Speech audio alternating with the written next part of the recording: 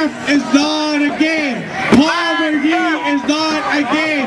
Poverty is not a game. Homelessness is not a game. Homelessness is not a game. It is with great pleasure that we welcome Dave Zirin.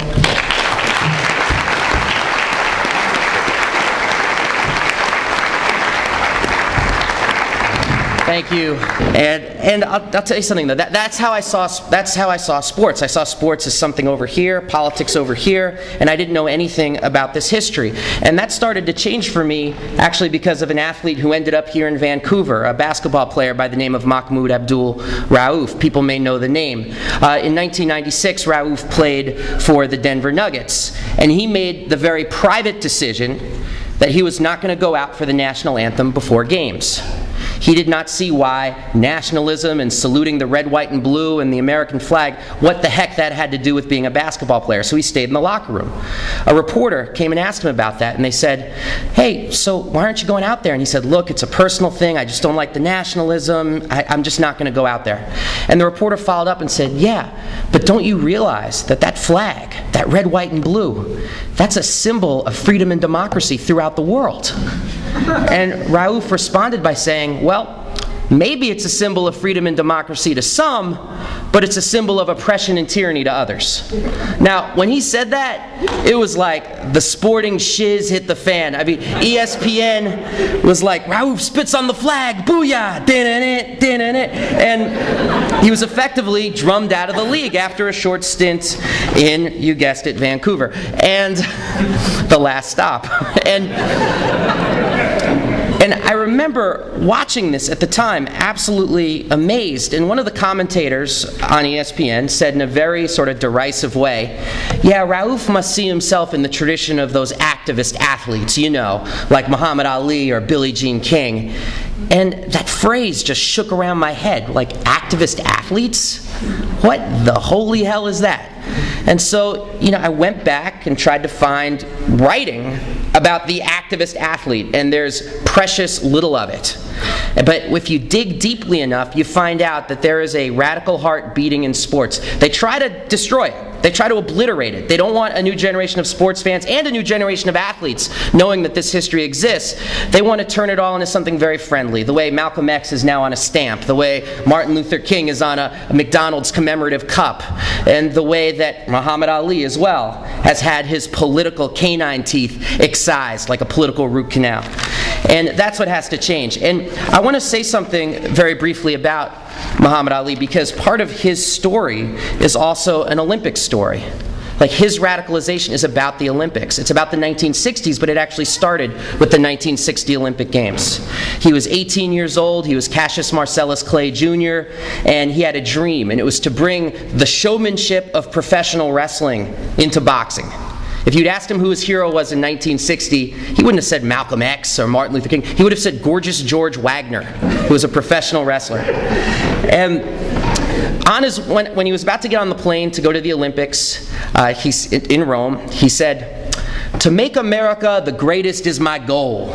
So I'm going to beat a Russian and I'm going to beat a Pole. And for the USA, I'm going to win the medal of gold. And the Greeks are going to say, you're better than the Cassius of old." And everybody was like, oh, he rhymes, you know, and how charming. And he did win the gold medal. He went back to Louisville. He attempted to order a burger with his gold medal around his neck, and he was denied service. And as he later said, he took his gold medal and he gave it a home at the bottom of the Ohio River. And he started to look for answers. He could not understand how he, this exceptional person who won a gold medal, could be treated like a dog in Louisville. So he started to look for answers, and he found them in the politics of the Nation of Islam and Malcolm X, and he went public with that. And actually, for a short time, he changed his name to Cassius X, was how he was signing autographs. And this part is just so interesting, like images of Ali after fights, young Cassius X sitting with like Malcolm X, Sam Cooke the singer, Jim Brown the football player, and they're all sitting around eating vanilla ice cream after a fight, talking politics all night. It was a wonderful thing. And as he said to the press after he joined the nation, and they were all like, how could you join that group? What's wrong with you? He said, I don't have to be who you want me to be. And of course he took it to another level when he became the most famous draft resistor in the history of the United States, saying, I ain't got no quarrel with them Viet Cong. And I don't think people realize, like today's Ali the Saint, he was the most despised athlete in the world in the 1960s in the mainstream press. And Ali, of course, people may know the story. He had his title taken away from him. He wasn't defeated in the ring. It was taken away from him because he opposed the war in Vietnam. And he once held a press conference where people expected he would back off when it would look like he was going to have his title stripped.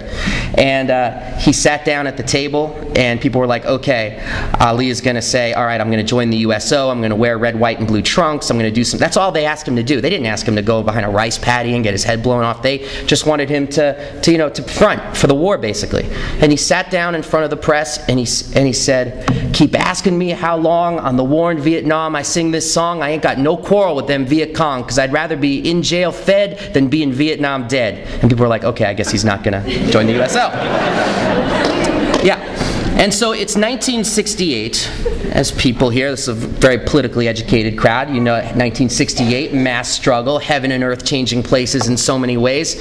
And one of the least discussed parts about that year that I think is that Muhammad Ali, no title, he spent that year speaking on college campuses. He did 200 talks that year. If you think about that, 4 a week, 52 weeks, that's what he did. And you read the transcripts of the talks, he's in front of young people, college students, and they're loving him. And he's saying, can they take my title without me being whooped? And they say, no. He said, who's the real champ? And they're like, Ali, Ali. He's like, you know, and he felt great. And he also, this Olympian, also had a tremendous impact on a young group of people who called themselves OPRE, the Olympic Project for Human Rights. People may be familiar with the famous image of Tommie Smith and John Carlos raising their fist. It's the poster for the event tonight.